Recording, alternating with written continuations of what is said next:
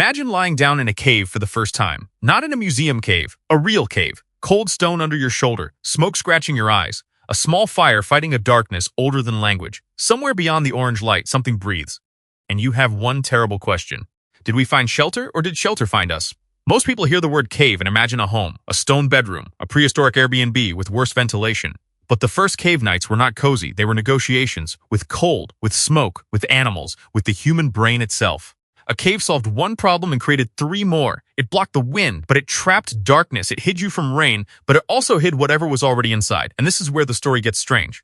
Early humans were not simply cavemen. That nickname is too clean. Many humans lived in open camps, shelters, forests, river valleys, and coastlines. Caves survived in the archaeological record because caves preserve things. Bones last longer there.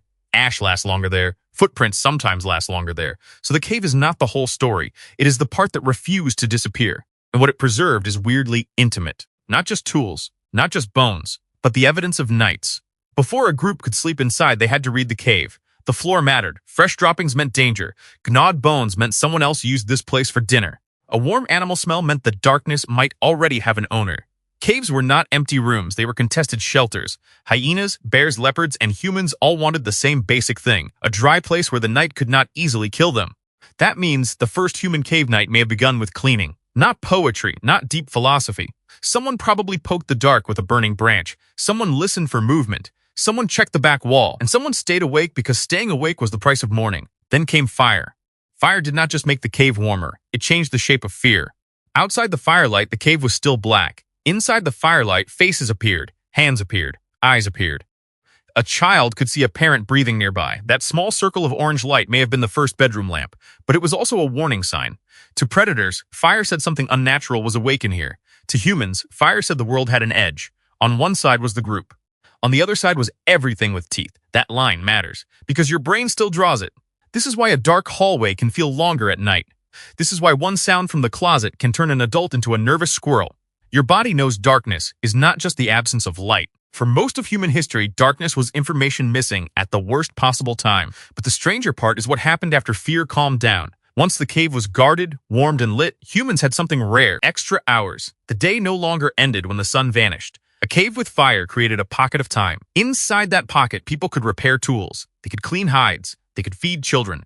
They could stare at the wall and see shapes moving in the firelight.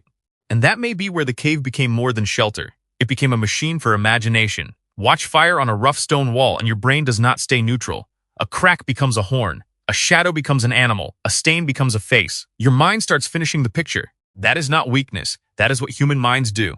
They turn incomplete information into meaning. Sometimes that saves your life. Sometimes it invents monsters. Sometimes it invents art. Now you might be thinking, how could we possibly know what happened at night? Fair question. We do not have a recording of the first cave sleepover. There is no ancient security camera, which is honestly rude. But archaeology gives us clues harder than imagination. At Border Cave in southern Africa, researchers found ancient grass bedding dating back roughly 200,000 years. This was not just someone collapsing on dirt.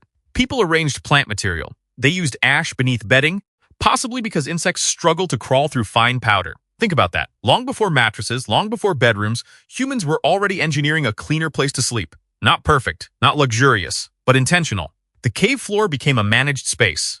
A prehistoric bed was not comfort as decoration, it was comfort as survival. You did not invent wanting a clean bed. You inherited it from people who knew the floor could bite. And then there is sleep itself. Modern people often imagine sleep as one clean block. You shut your eyes at night.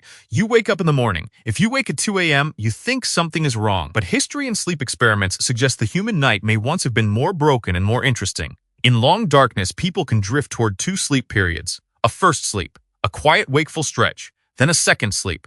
We should be careful here. This does not prove every ancient human slept the same way, but it gives us a clue. A cave night may not have been 8 peaceful hours of unconsciousness. It may have been rotation, dreaming, listening, whispering, someone feeding the fire, someone waking from a nightmare and trying to understand it before sunrise. The middle of the night was not empty. It was a different kind of consciousness. And around the fire, another strange thing happens. Daytime talk tends to be practical. Where is food? Who is going? What needs fixing?